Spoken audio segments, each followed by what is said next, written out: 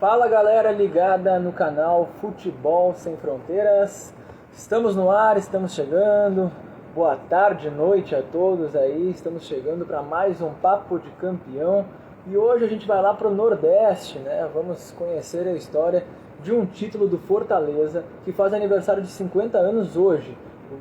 O Fortaleza foi campeão da Copa Norte e Nordeste de 1970, já em janeiro de 71. E a gente vai entender aí tudo que permeou esse título, essa conquista do Leão, né, do Fortaleza. Quem vai nos contar é o Luca, torcedor fanático do Fortaleza, sabe tudo de Fortaleza. Quem acompanha a Copa das Torcidas sabe que ele sabe tudo de futebol. Já chegou aqui, então vamos começar aqui, vamos chamar ele pra gente já começar a bater esse.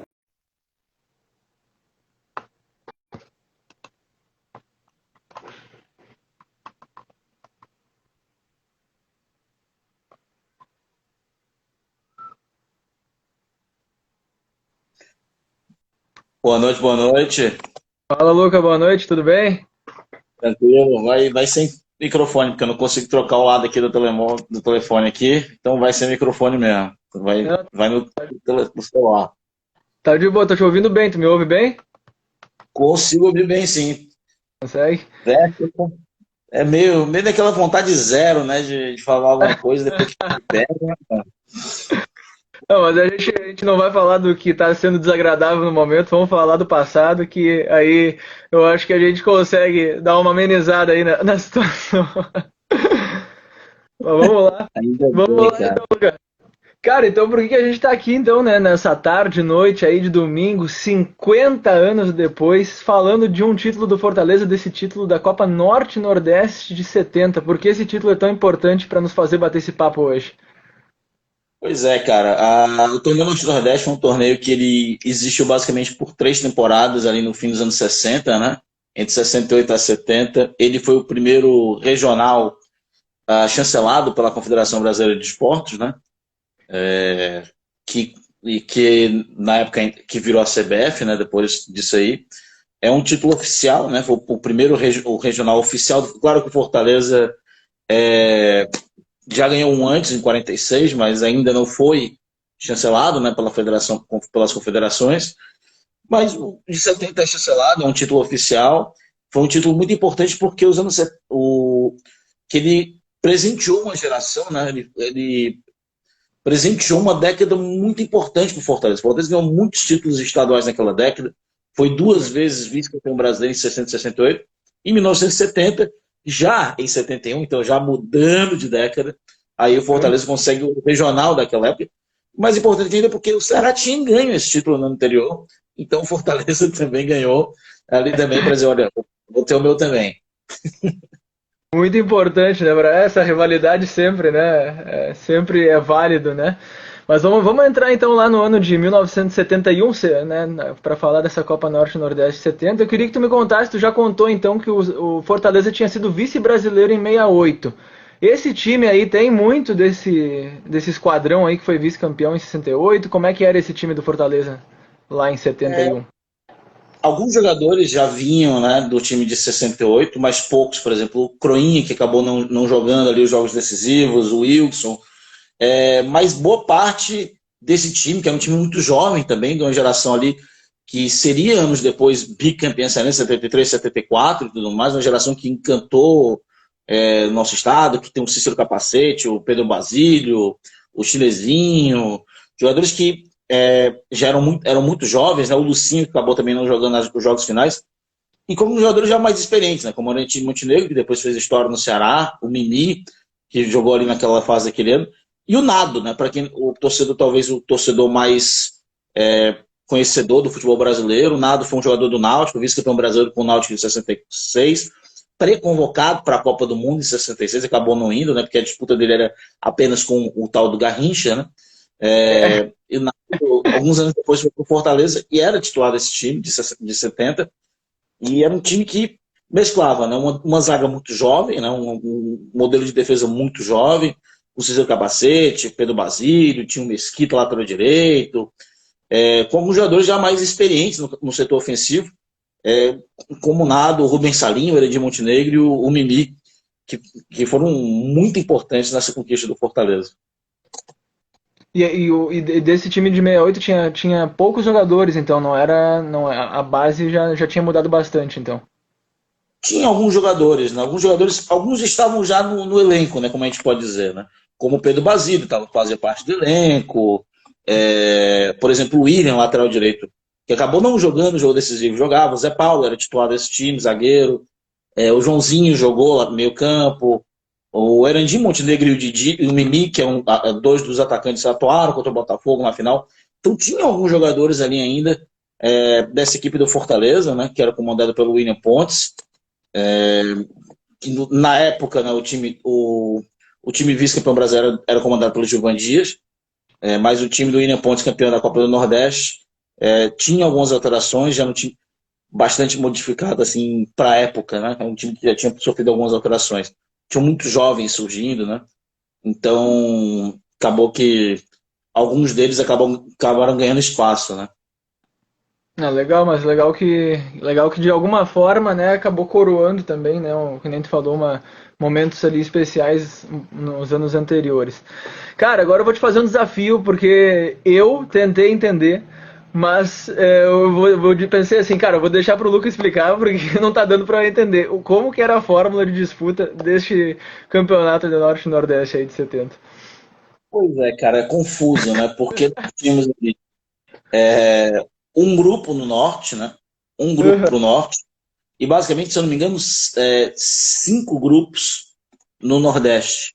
Que isso, cara. Então, os dois primeiros do Norte se classificavam direto para a fase final. Nos times do Nordeste passavam os líderes e teve aí uma segunda fase, onde passou mais uns dois clubes ali. Dos 4 grupos do Nordeste, passaram mais uns dois clubes e fizeram um hexagonal final do Nordeste, onde os dois primeiros, Fortaleza e Sport, avançaram para o quadrangular final.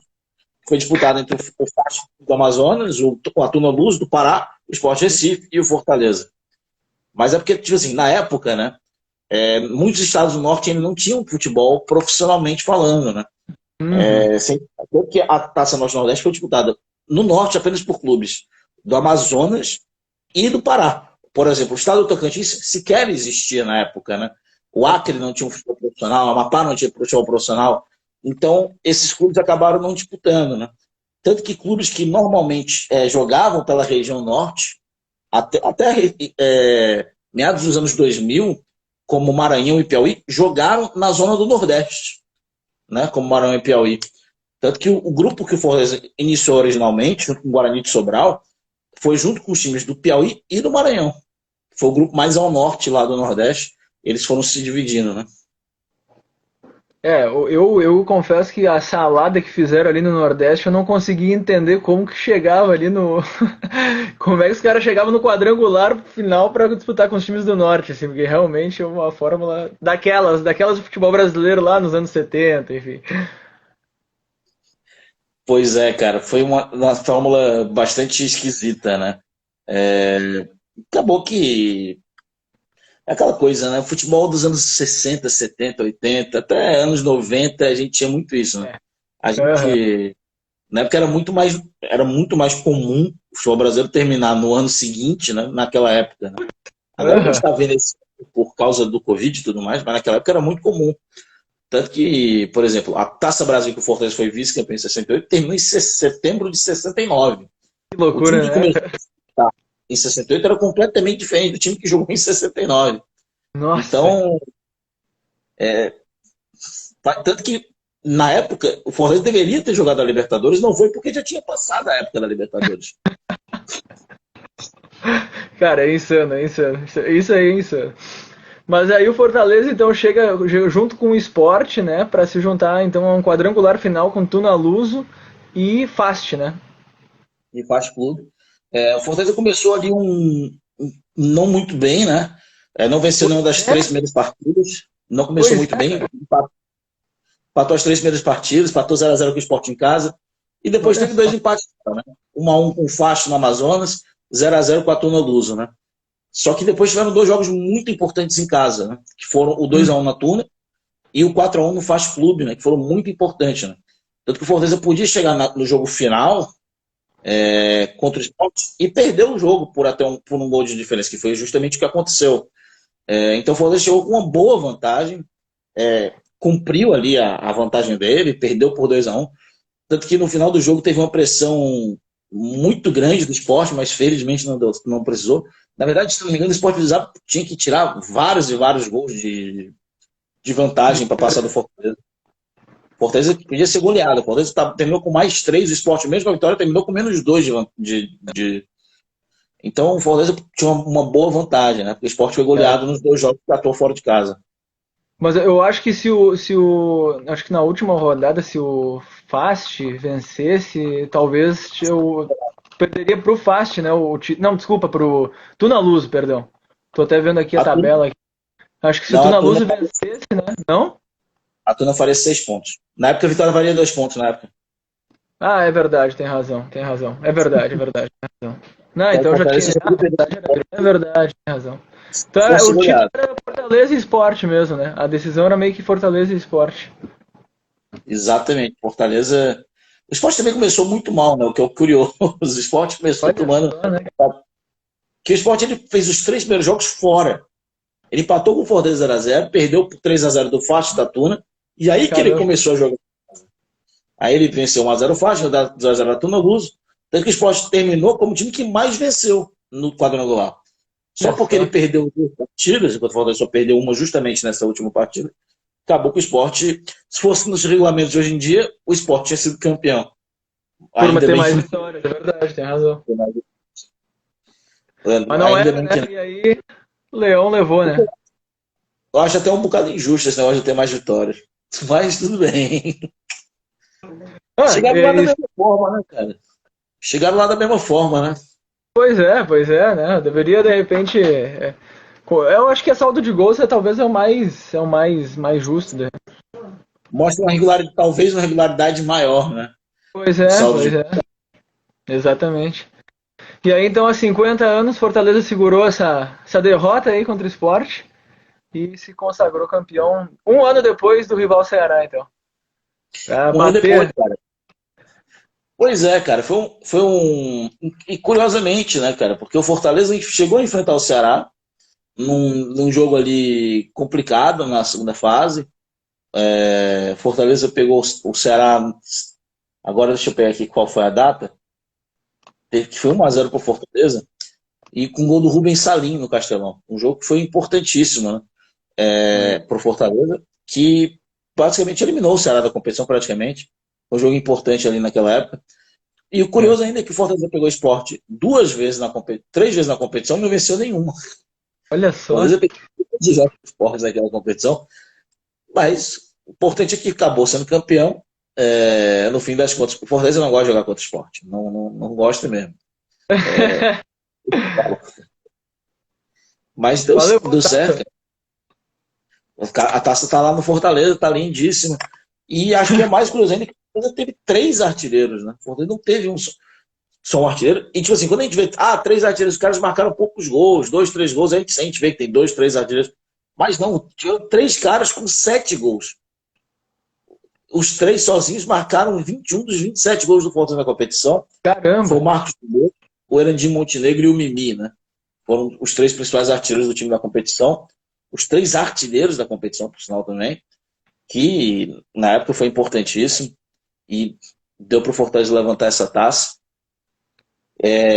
Dos títulos regionais, né, Fortaleza, nós consideramos que o Fortaleza tem 5 títulos regionais, né, que é a Taça do Nordeste em 46, os 2 zonais da Taça Brasil, que nós consideramos, porque tem taça e que se considerava torneios regionais, em 60 Legal. e 68, tem a Norte-Nordeste em 1970 e a Copa do Nordeste ano passado, de 2019, são aí o que nós consideramos os 5 regionais do Fortaleza.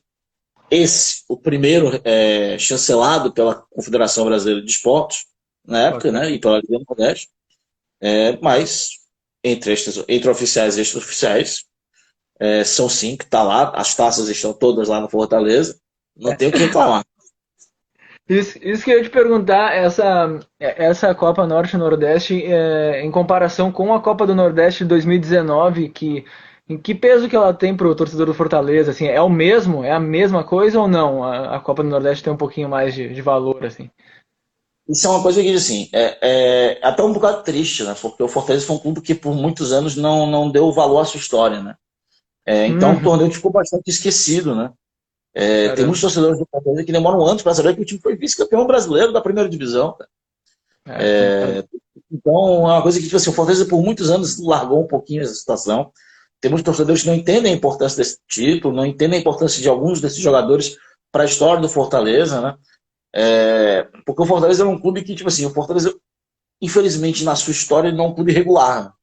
Ele é um clube de momentos ruins e momentos bons. Ele não é aquele time que mantém uma regularidade ali por 10, 11 anos, né? Ele não paga o Fortaleza, tanto que desde que começou a primeira divisão, a questão de rebaixamento, o Fortaleza não conseguiu, por exemplo, passar uma década numa divisão só. Ele está sempre subindo ou descendo. O pior, o mais que ele ficou, infelizmente, foram aqueles anos horríveis na terceira divisão. Se fosse um regulamento justo, por exemplo, o Fortaleza tinha subido muito antes. Tanto que o Fortaleza 2 vezes foi eliminado por causa de gol fora de casa, né? Curiosamente, o gol fora de casa morreu no ano que o Fortaleza subiu. Curiosamente, né? Então, regra vagabunda do caramba. Pra caramba. O Fortaleza é um time que não. Ele tá ali, cara. Ou ele tá fazendo um ano muito bom, disputando pelas coisas, por exemplo. Na Série B, o Fortaleza tá subindo, o Fortaleza tá caindo. O Fortaleza não tem meio termo. Na Série A, o Fortaleza tá disputando para pegar a Sul-Americana, o Fortaleza tá lutando para não cair. O Fortaleza não tem meio termo, ele não sabe ser o 10º lugar do campeonato. Ele não sabe ser o 10º lugar. Então é uma coisa que. 880. 880, né? O Fortaleza não, é o time que só faz. É aquele negócio, bicho. É sofrer. Eu sempre o tempo inteiro é sofrer. Então, quando a gente pega um título desse nos anos 70, quando o Fortaleza esqueceu tantas partes da história, né? A gente não fala, por exemplo, a gente até tempos atrás a gente não tinha os autores dos gols. A escalação do jogo decisivo foi descoberta, foi redescoberta, né? Há 2 anos atrás, né? Pelo Pedro Neto. Né? Então é uma coisa que a gente está trabalhando hoje para tirar do anonimato essas pessoas, né? Para conhecerem, para ter uma ideia, a lista de 20 maiores artilheiros da história do Fortaleza tem um ano. Então, ela tem time centenário, cara. Time centenário. Então, o torcedor ele não conhece bem a história do Fortaleza. E é um dos objetivos que a gente tem, que ele conheça a história, que ele conheça os ídolos. Que já tive discussões com o torcedor dizendo, por que esse cara é importante? Ele não ganhou nada. Mas, pô, como que o cara vai ganhar nos anos 70 e só tinha primeira divisão? Ele estava todo mundo jogando na Série A, bicho. Ele jogou a década inteira na Série A. Não tinha torneio, não tinha regional na época, não tinha Copa do Brasil, era Série A. Tinha isso, não. Ou ganhava o estadual ou fazia um bom campeão na Série A. E esses caras ganhavam o estadual. O Pedro Basílio, que está aqui, já perguntaram para mim o que o Pedro Basílio ganhou. O Pedro Basílio foi um cara que ganhou 8 campeonatos estaduais, foi vice-campeão brasileiro, tem torneio Nordeste. O que precisa mais para o cara ganhar para ele ser ídolo do Fortaleza? Caraca. Tem um que estava me perguntando. Nós temos um time que é um grande ídolo do clube. O cara está me dizendo por que eu achava o Louro, estava nesse time também, nessa campanha, maior que o Tinga. Porra, o Louro ganhou 5 estaduais com Fortaleza, ganhou a Copa Estado do Ceará, foi campeão Norte-Nordeste 2 vezes, vice-campeão brasileiro, primeiro e único jogador da história do Fortaleza a ser bola de prata da Placar, ganhou do Carlos Alberto Torres no auge. É um cara foda, O cara me pergunta, o Tinga é a Série B, mas porra, o Louro tem que jogar a Série B pra ganhar. Ele não jogou, filho. Ele jogou a Série A e foi muito melhor. Isso é um mérito, né? Então, tipo, ele tá lá, ele foi o melhor lateral direito da primeira divisão, do auge do futebol brasileiro. Então, não dá pra comparar, né? Não dá. Então, o pessoal talvez conheça um pouquinho melhor a história do clube, às vezes, né? É muito legal, Luca, falar contigo assim, e estar fazendo um papo de campeão para falar de um título desses e ir de encontro a essa história que você está contando, assim, que aos poucos estão assim preservando a história do Fortaleza. Isso é muito legal, é legal que a gente está recordando de um título aí importante da história do Fortaleza. O Bola Clássica aqui fez uma participação, só que agora falando sobre um jogador mais recente, né, do Lúcio Bala pro Fortaleza, enfim. Depois acho que a gente pode dar uma passeada nisso aqui rapidinho, mas só queria fechar desse título, né?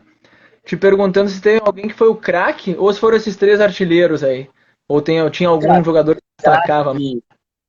O torneio teve teve um grande craque no torneio, que, claro que teve jogadores muito importantes, mas o craque, se fosse colocar, foi sem sombra de dúvida o Erandim Montenegro, né? Ele era uma espécie de um centroavante muito móvel, muito moderno para a época. Legal. Não à toa, vários artilheiros da história do Fortaleza. E não jogou muitos anos, jogou, sei lá, 4 anos no Fortaleza, por aí. Talvez até menos. Foi muito maior no Ceará do que no Fortaleza. É muito mais lembrado pela torcida do Ceará do que a do Fortaleza. Apesar que o filho dele é treinador sub-20 do Fortaleza, o Marconi Montenegro.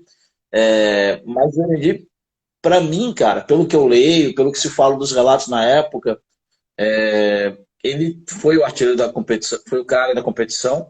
Tanto que o gol do jogo decisivo foi dele, né? No jogo contra o Sport, no mata-mata, ou no quadrangular final, ele foi importante, marcou alguns gols. Ele foi o cara desse torneio, para mim, sem sombra de dúvidas. Foi o cara desse torneio. Erandir Montenegro. Nesse caso é o Erandi. Erandi Montenegro. Que ele fez o gol da vitória contra a Tuna num jogo muito duro, muito disputado. Foi a primeira vitória do quadrangular. Um gol no fim, já nos seus 40 do segundo tempo, e que decidiu o jogo. E fez o gol contra o Sport aos 19 do primeiro tempo, se eu não me engano, aos 19, aos 9. Gol logo no começo que botou o Sport para baixo. O Sport ainda chegou a virar, mas tinha que tirar. O Sport tinha que tirar mais 3 gols de vantagem. Então, tinha que fazer 5. Pode investir de 5. Não tinha como. Não deu para o Sport. Pelo menos aquela. Pode já tinha uma Copa do Norte-Nordeste, que eles ganharam em 68. Tava bom demais.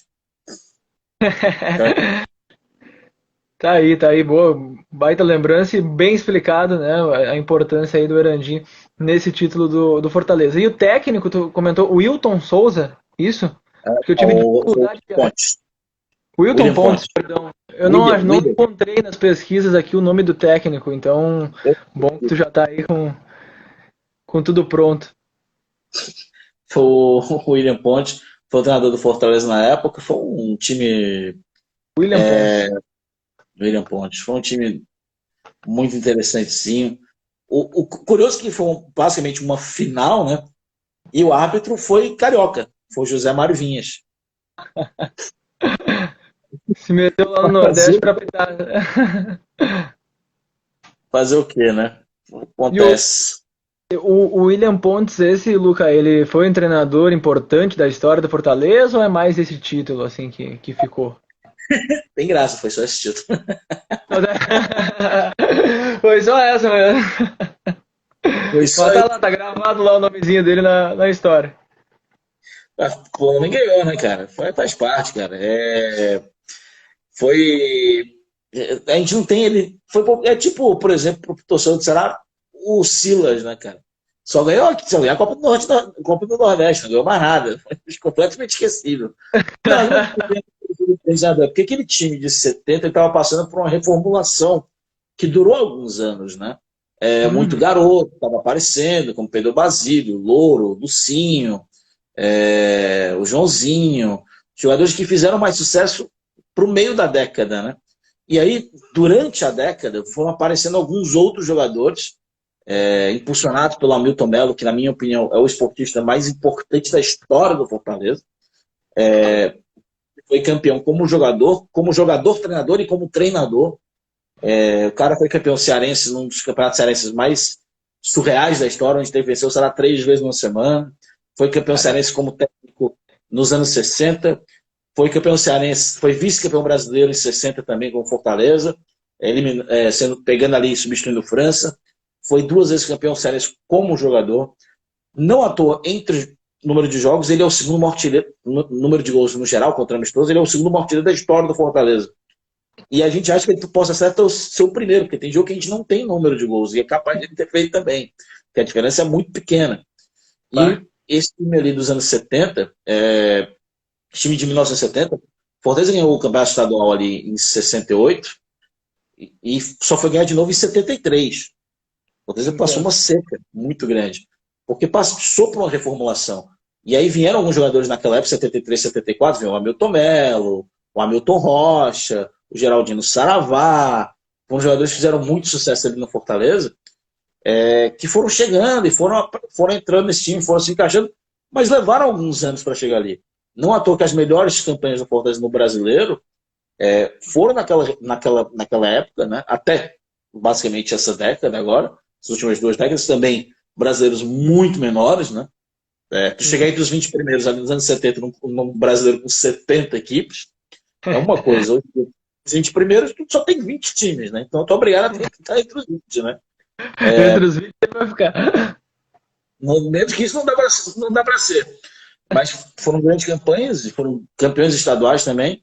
Mas a importância desse time foi justamente que ele deu o primeiro impulso para aquela transição do time vencedor dos anos 60 para o time dos anos 70, que foi ali o último grande time do Fortaleza, até mais ou menos os anos 2000, feito por jogadores da terra.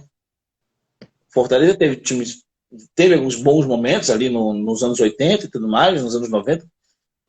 Poucos bons momentos. Fortaleza viveu ali de 74 até mais ou menos 2000, quando começou a década de ouro. Momentos muito muito isolados, né? Nada assim realmente que chamasse a atenção. Foram momentos muito difíceis. E curiosamente o Fortaleza só foi se achar de novo quando começou a fazer jogadores da terra, jogador categoria de base, que foi a base desse time, né? Do time que jogou essa grande final ali. O Cícero Capacete era da base, o Pedro Basílio era da base, o Zé Paulo era da base, o Wilson era da base, o Chinesinho era da base, o Joãozinho era da base, o Mimi era da base. Então tu tem que 11 jogadores jogaram o último jogo, pelo menos 7 eram das categorias de base do Fortaleza, né?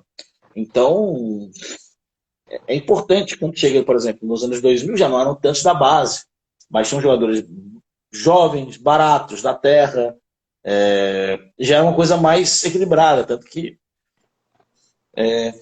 hoje, inclusive, eu acho que faz muita falta para o Fortaleza um time mais voltado às categorias de base. Muita falta mesmo.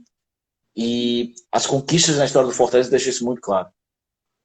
Cara, isso aí é comum, assim, todos os clubes, né? Às vezes, não sei por que se demora muito, né, a olhar para a base, né? E normalmente quando se aposta, né, mescla aí, faz uma mescla com outros jogadores também, a base que normalmente traz as maiores alegrias, maiores conquistas aí para os clubes.